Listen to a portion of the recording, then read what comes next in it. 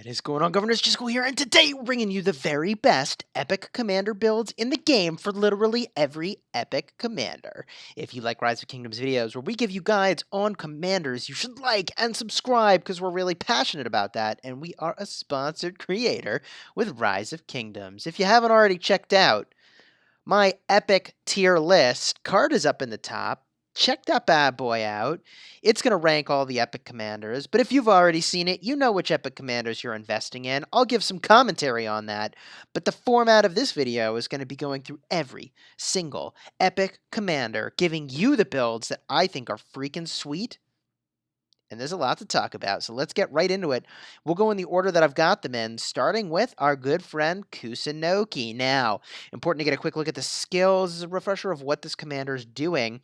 They're all freaking about archers. They do some AoE and have a huge amount of skills, both active and non-active, that are offering additional damage factor. Let's get a look at the builds. The first build that we might recommend is the archery build. You rock the full archery tree, make your way over to rejuvenate for extra rage generation, and go freaking ham on the battlefield. The only downsides with this crucial build is that there's not a lot of march speed here. There's only a teeny bit off to the side over here that's helping you get around, which means you're kind of vulnerable to getting caught out in the open. Be gosh darn careful if you're using a build like this. That said, if I were picking an order to put the skills into this build, I'd start by making my way up to Venomous Sting, then get Razor Sharp, then go all the way to Whistling Arrows. From there, make your way over to Rejuvenate, and there you've got discretion on to where to put your remainder of your points. You can go into Heraldic Shield and Latent Power and Full Quiver like I did, also a couple points in Tactical Mastery. If you wanted, you could make your way over to Naked Rage instead. All of that's really fine. Micro optimizations here and there, couldn't tell you which one is the absolute best jam ever, but this is the build I would use if I was going full archers. A part of the reason that I prioritized full quiver, which is giving just overall attack percentage over tactical mastery, is that the overall attack percentage is also elevating your normal attacks and your skill attacks and your counter attacks. It's also going to make your fourth skill, which does a damage factor, be stronger. So that is why we went with full quiver over maxing out tactical mastery. Again, micro optimizations. The next build we'll check out on Kusunoki is a skill tree build, and I think this build's pretty sweet. It goes all the way to the top of the skill tree. Then we make our way into the archery tree, getting Venomous Sting, as mentioned earlier, for the additional damage boost, and also going off to the side for Razor Sharp. Optional points over here for Arrows Knocked. We also picked up Naked Rage, but you could sacrifice Naked Rage to get instead Rapid Fire if you wanted, or to move your points around a little bit. Overall, this build is going to generate more rage than the previous build. The downside is that it's not going to pack quite as hard of a punch. It's got a little bit more march speed, just 6% coming from the skill tree, because the skill tree doesn't offer much of that. However, you should get a solid damage boost by virtue of your skills going off more frequently. Overall, I think this build is pretty strong. It's a build that you could use if you don't actually have full archers, and it would be decent-ish. The only downside is, of course, this is buffing the march speed of archers, so you really kind of want to have them already. And when you're prioritizing the allocation of your points, first make your way over to Rejuvenate, then make your way to Clarity, then make your way to Feral Nature, then make your way to Venomous Sting, then get Razor Sharp. From there, you might consider Latent Power, Naked Rage, and Arrows Knocked, which is what we did in this build. The next build we're going to talk about is a garrison defense build, and I think this commander is mighty fine on your garrison in the early game in Rise of Kingdoms, or if you're a free-to-play player and you haven't yet had a chance to invest in a better commander. The thing you're probably worried about is a swarm. Good news, this build's really good for that. Let's talk about why. First of all, we rock the skill tree, and the skill tree doesn't care about what kind of troops you're bringing to the battlefield, which is really good, because you're going to have mixed troops because it's your city defense. The next thing we're going to talk about is the fact that we went over to get Razor Sharp for just a little bit of extra rage generation coming from your normal attacks. We'll take rage generation anywhere we can get it.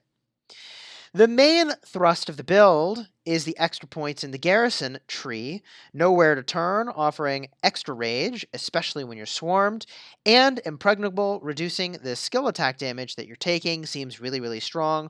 Point for point, it's hard to do better than that. For comparison, 3 points for 15% over there, and 3 points for 6% over here. These talent points come at a cost. They're really only good when you're in your city, but good news, that's what this build is made for, and that's the situation you'd expect to find yourself in. If you're making this build, start by getting Impregnable, then also Nowhere to Turn. From there, get Rejuvenate, then make your way to the top of the skill tree in Feral Nature. Optional points toward the end, heading toward Razor Sharp, and definitely get Rapid Fire with this build because you're going to have mixed troops, so this is not constrained to the type of troop that benefits, so it's a pretty sweet talent to pick up in the archery tree. You also could optionally pick up Latent Power for the extra damage that way. If you're pairing this commander with a secondary like Sun Tzu, then actually I think you might find yourself in a better position getting Latent Power as the secondary. Let's cruise on. Next commander in the list is Scipio. Oh, Scipio.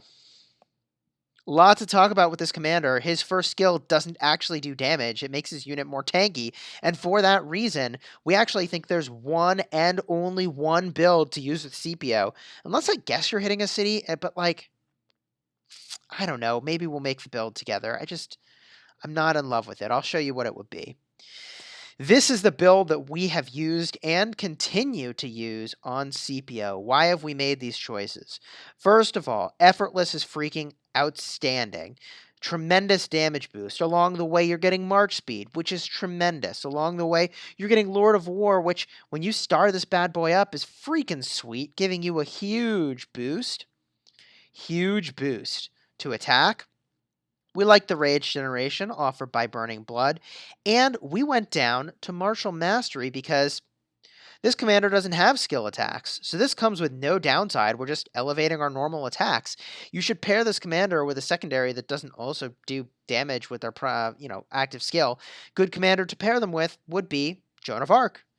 Joan of Arc does not do damage with their active skill, and so there's no downside to that. We didn't get the top talent in the leadership tree because we really don't need it for anything. We're not rallying stuff with this commander. If we were rallying cities, we'd probably not be using an epic. It should be a legendary commander at the helm there. So this is an open field build, and that's what we would recommend it for. We also took these armed to the teeth and armored to the teeth off to the side because we're planning to bring a mixed army with this configuration. If you wanted to do a conquering build, which I don't really recommend, you'd max out the conquering tree, which gives you some minor benefits. They did change these talents a little bit. This talent makes it so that you increase the damage dealt to the garrison by 3%, and damage taken from garrisons is reduced by 3%. Pretty good point for point. It's these points along the way, reducing damage taken from watchtowers, damage dealt to watchtowers is increased, that I feel like are not as amazing. That said, if what you're doing is swarming a city because you're the way more powerful player, then this is kind of an interesting build. In general, I don't love Tear of Blessing because I like that you're reducing the number of deaths that you have, but I really want skills that reduce the number of deaths we're having because we're doing more damage in the first place. The new top tier skill, Meteor Shower, I think is interesting-ish. When attacking garrisons, your attacks have a 10% chance to increase all damage dealt on the next turn by 50%. I mean, that's just not a thing we don't really care about with this commander. It would be amazing if your skill attack got lined up next, but there's no way to tee that up. I just don't think Meteor Shower is very compelling. Now, if you were still going with this build for some reason, you could make your way over here and grab Effortless, which I think is a great choice, even if what you're doing is swarming a city, because that fight could last an alarming length. And from there, I think it's very important that you get your Rage Restoration up, grab some additional March Speed, take the additional healing, which I think is quite fine, frankly, for the open field, and because he's got a skill that it's going to elevate the healing, and bada boom, we've maxed out our March Speed, We've got effortless in a really good place. The other direction you could go is in the direction of fresh recruits, abandoning these 5 points over here to max out fresh recruits. So you're losing 6% march speed, but you're gaining 3% capacity, which is really quite excellent. That is the build I would use if you're going the conquering route. Now, in terms of sequencing, I suppose I should show how I would sequence this and how I would sequence the other build. First and foremost, make your way over to Meteor Shower, then get Effortless, then grab Hidden Wrath, and from there you've got your optional points to get the March Speed or to get Fresh Recruits. If you're using this build, the first thing I would do is max Effortless. From there, I'd make my way up to Strategic Prowess. From there, I would get fresh recruits, making my way over to Martial Mastery, then close formation, and closing things out with Armored and Armed to the Teeth. My friends, that's CPO. This is the build we really like for him. Up next, Boudica, your friend and mine. Boudica does a little bit of everything. She is what we call a generalist. She is reducing the attack of the target, reducing their rage, which is amazing. She is restoring your rage. She's doing healing. She has a rage engine that's very important for what we'll show next. And she elevates damage, which is pretty cool. Let's get a look at the talents. The build that we've got here is a barbarian smashing build. It's all about barbarians and it's all about value. We've picked up Trophy Hunter for that extra value. We're rocking Thoroughbreds for the march speed to get around. We've picked up Domination and Killer Instinct for the elevated damage to our skill and regular attacks. We then made our way over to Feral Nature for freaking sweet rage generation. She's got a rage engine. When she uses a skill, and the secondary commander uses a skill, it restores rage. Is that right? Let me just confirm that. Whenever Boudica restores 50 rage and heals some slightly wounded units in her army whenever she uses a skill. So it might just be when she uses a skill, but still, it's a rage engine, which is really, really good. It's really, really good. So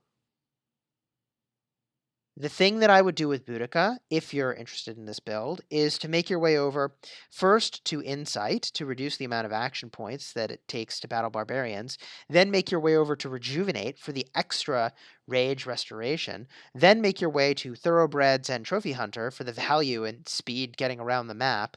From there, you've got a choice. You can either grab Domination and Killer Instinct first, or grab Feral Nature and then come back later to get Killer Instinct and Domination. Both are fine routes, quite frankly, depending on what you want to prioritize.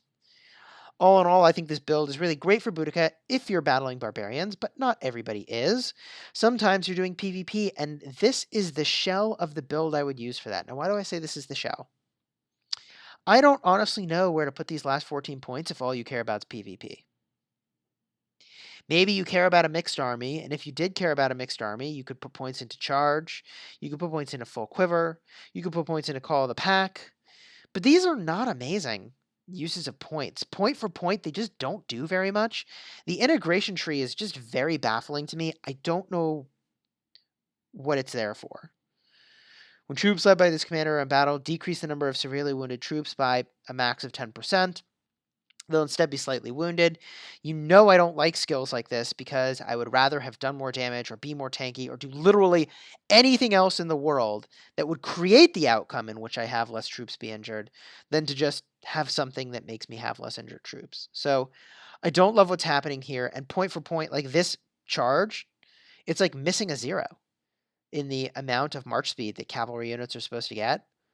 Like, it's not actually missing a 0, it just sucks. So the problem with Boudica toward the very end game is that you run out of great places to put points, and like honestly, like I don't know, you don't really want to use this barbarian build, but you know, if I had to put points in, I would assume I'm going to have cavalry and go there. You might have a mixed army involving these types of troops, in which case, I mean, geez, I can't even max these out. I don't know. It's so unimpressive. And 4 points. Oh, wait a minute. March speed. That's what changes. That's what changes. I'd get the march speed. There's some hidden march speed here. This is what you do. Hold on. Hold the phone. We'll give you the real build, the full build. I didn't know they put march speed in that tree. Here's the full build. And this is a fine order to do it in, if you wanted. Although I think first, insight, then you go over here, and you grab Burning Blood along your way to rejuvenate.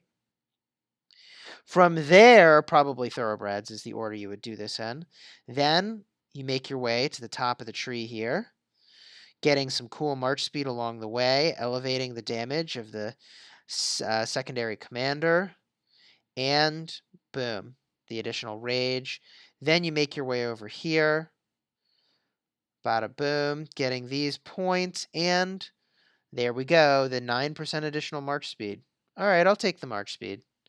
The march, you will be hauling it with this version of Boudica, and you're going to need to because she's great in the open field, but doesn't have a lot of defensive capability. She's got some healing, so I like to target out Boudica, so be very careful if you're running around with Boudica. We've got 1 point left. Gosh, where would we put 1 point? One singular point? I guess here, although you really don't want to be taking more damage, but it's fine. There you go. Boudica. Up next, you're a good friend of mine, Pelagius. This is a commander that we are using right now as a cavalry leader. Pelagius is awesome. He has healing. He restores rage with his active skill, which means you're definitely going to want to focus on a rage engine here. And, you know, he offers a ton of stats to cavalry, which is really quite excellent. Let's go over the builds. What you're looking at now is a cavalry build. The thing that we've done here is maxed out the cavalry tree, picked up Undying Fury for the extra rage generation, and we've gone to Rejuvenate again for extra rage generation, remaining points going into Heraldic Shield for some tankiness, Tactical Mastery to increase our skill damage, and Latent Power because we do have additional skill damage on this commander. I think this is a very strong build. It's the one that we're using right now, actually, and I think it's better than the skill tree once you've got T5 troops. However, when you're making your way up to your T5 troops, I feel like this build is really quite strong. Here is the skill tree build that we really, really like on a cavalry commander. We make our way over to Feral Nature to max out the skill tree. Then we immediately go for Charge. From there, we go for Emblazoned Shield to reduce the damage we're taking because, man, people target cavalry. They know to do it, and cavalry are freaking squishy.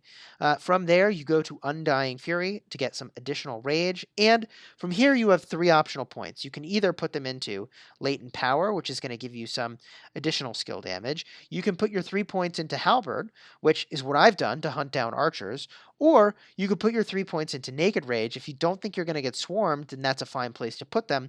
Otherwise, I would avoid it. Legendary commanders do more skill damage, so you're not the one doing the most damage on the battlefield, so you probably don't want to go for Naked Rage. I feel like it makes you a little vulnerable. The order in which I would go for these again, start with Rejuvenate, then Feral Nature, then immediately go to Charge. From there, Emblazoned Shield, last but not least, Undying Fury, then your 3 optional points, and that's a sweet place to be. There is one other build on this commander, and that is a Garrison build, and I think this build is quite good for that activity. I don't generally think Cavalry is the tree that I would prefer for defending a city, but actually the talents here are not so bad.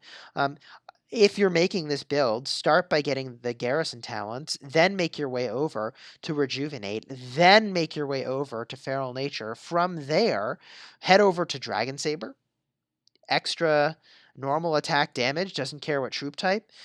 Make your way over to Undying Fury to get the additional rage. And last but not least, we went for Halberd as our final place for 3 points. Overall, I think this is a solid Garrison build. I would not be embarrassed about using this to defend your city. You can feel good about it, in fact. All right, my friends. Several more commanders to go. This is going to be a longer video. Let's talk Lowhar, baby. Oh, Lowhar. There's only one build Well, maybe 2 with this commander, because you really shouldn't use this commander for PvP. They're all about killing barbarians. That's because the 3rd skill is granting tons of experience. The 4th skill is doing a bunch of healing. This build that you're looking at is a sustain build. This is a sustain build. Curing Chant now works differently than it did when it first came out. This makes it so that every time an army is defeated, you're getting a heal, and it's a pretty meaningful amount. It happens even if you're battling more armies. This will pop the heal, which is pretty good. It's honestly pretty good. Certainly in the Lost Kingdom, it was necessary. I don't know how much you need it for your level 25 barbarians, but whatever. When there's an event that makes it, so you're rewarded for keeping an army out for a very long time, then that's a pretty good choice. We've also got Rejuvenate for the huge rage restoration, and counterattack, which is taking advantage of the fact that we're generating lots of rage, and Lowhar does healing every time he uses an active skill, so he's going to do a ton of healing, which means we're going to get a ton of damage boost, and reducing the, skill damage taken is just a solid pickup all around. The order I would go in is first to get Insight, then grab Rejuvenate. From there, get Thoroughbreds, get the value of Trophy Hunter, pick up Domination and Killer Instinct. From here, it's sort of optional what route you go. Probably make your way to Curing Chant, lastly to counterattack and lose formation. The other build that we have on Lowhar that we used for a long time for the Karok ceremony to tank with Richard I as the secondary is this one here. We've basically forfeited the points required for Curing Chant because we're only battling one army at a time. So we don't care about this as much. We also are trying to make as tanky a possible unit, so we don't want to take extra damage, even though this skill gives us extra healing. And we didn't care about the extra march speed because we're not going anywhere. We're tanking in the Karok ceremony, right? The thing that we get in return for all of that is to increase our maximum capacity of troops by 3%, and we get a slight little boost if we bring infantry, which we will, when we're battling in the Karok ceremony. That is because we want our pairing here to be Richard I, who is infantry commander, so that's good all around. This is the build we would use for Karok ceremony. The order we would go in, first grab Insight. From there, I would make my way to Rejuvenate. From there, get Domination and Killer Instinct. From there, grab Counterattack and Loose Formation. Then get Greedy for Trophy Hunter. Then make your way to Fresh Recruits. And we got greedy with 2 more points into March Speed. Okay, my friends. Up next, Belisarius. Belisarius is super freaking speedy. Which is what is really interesting about him as a commander. That extra march speed is really quite excellent. He's also got the mobility tree, which means we've got some options. Here is my general fast-moving hasty departure build. This is a build that I personally used in KVK when I was running around with 2 armies at a time, sometimes more, killing folks that had left their armies hanging out by the honor generators, the altars. And also, honestly, I used sometimes multiple commanders at a time running around killing farmers. This was the build I used to go and do that with. This, however, is not the fastest build in the game. If what you wanted was the fastest build in the game, you would use this build here. This is maximum speed. The absolute maximum speed, assuming you're not in combat. If you are, you get slowed, which is kind of a bummer. If you're making this build, by the way, go to Thoroughbreds, then Lightning Charge, then Spiked Armor on your way over to Hasty Departure. From there, make your way up to Time Management, grab Charge, and get the last 2 points over here. Optionally, you could go a slightly different route. You could get Charge first if you think you're going to get low. Make your way over to the extra march speed here, and the last thing you pick up is Time Management. So you'd go here first, then here, then boom, over to Time Management. If you wanted a full PvE build, this is the one that we were using for a while.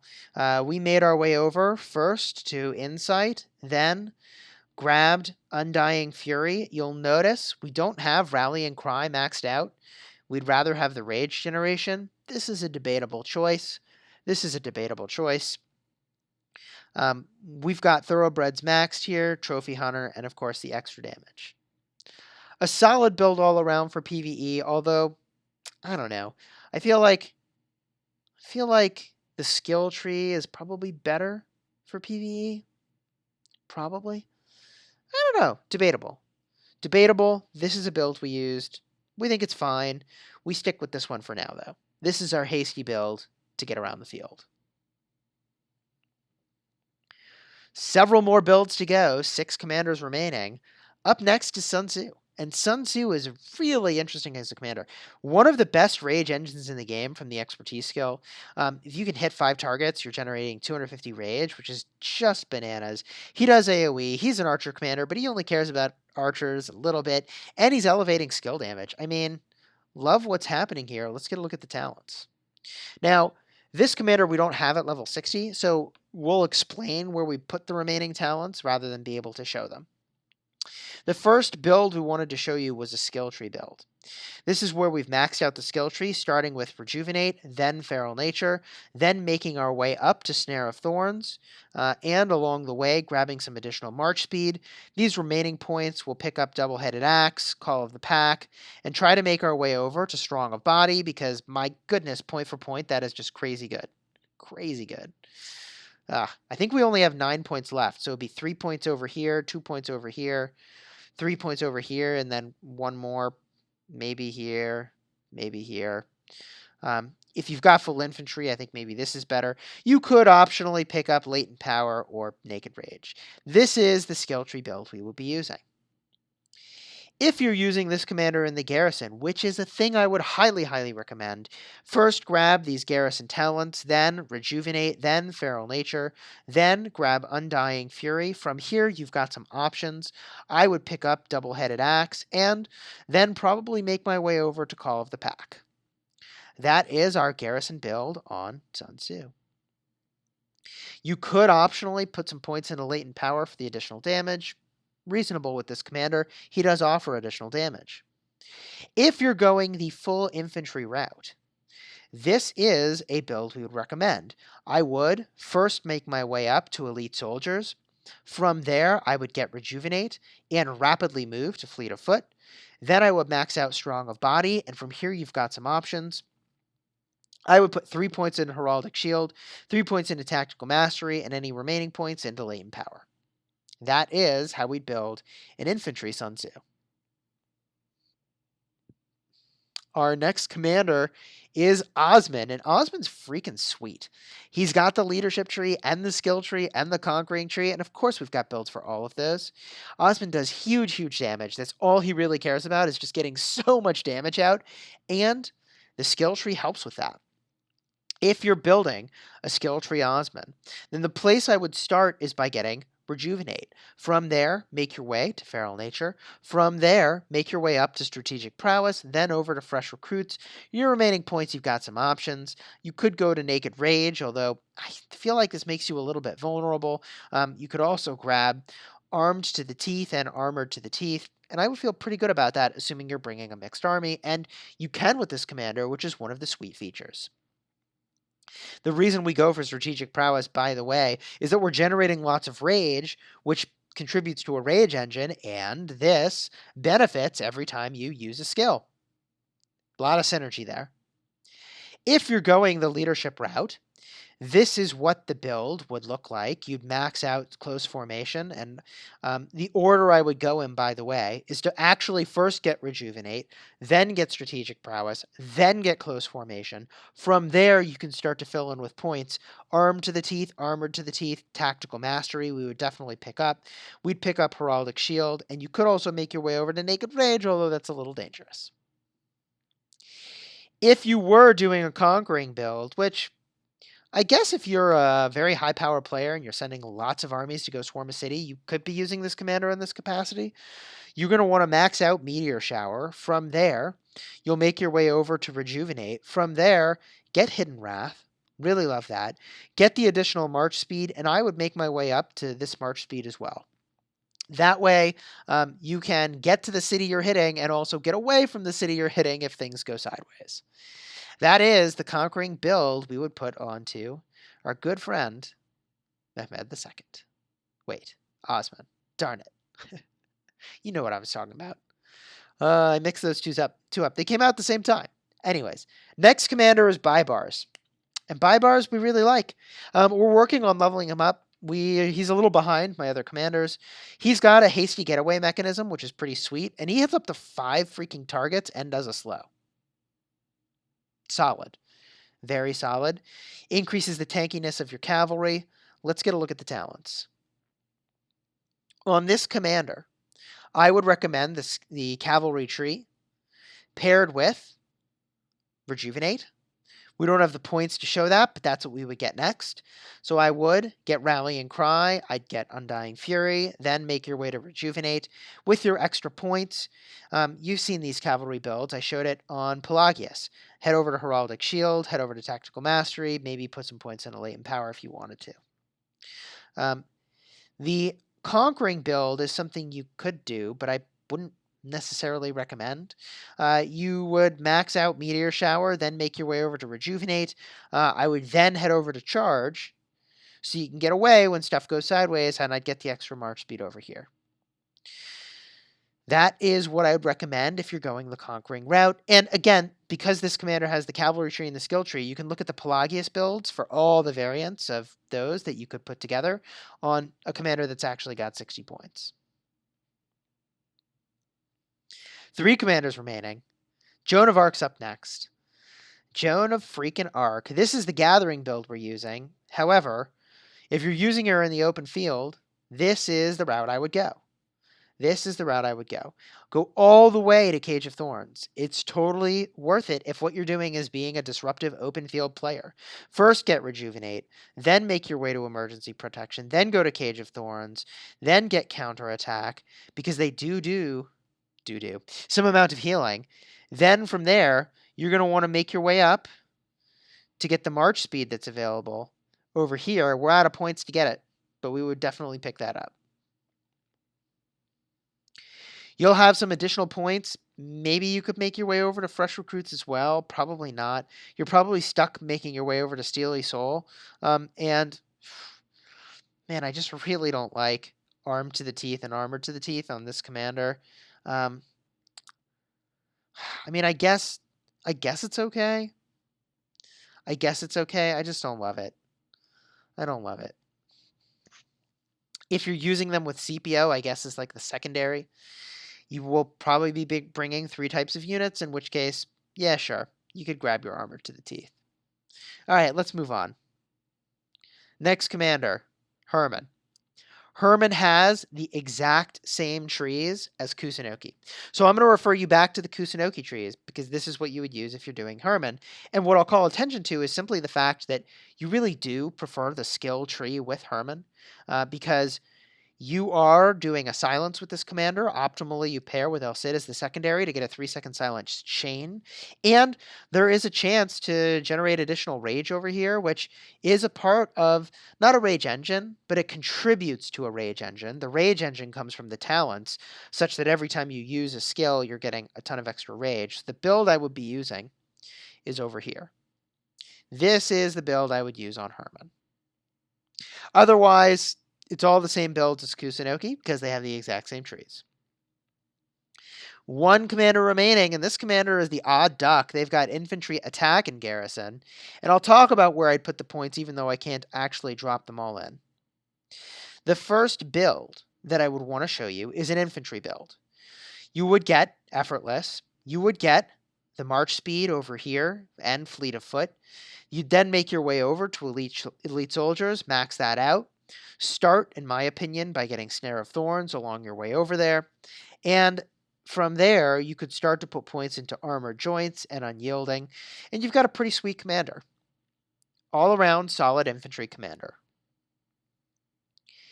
If you're making this commander a garrison commander, then I would get Nowhere to Turn, Impregnable, then Effortless, then make my way to Undying Fury. From there, you've got a lot of points.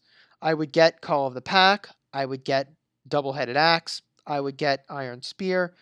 Make my way over to Unyielding and also Armored Joints. Solid build all around.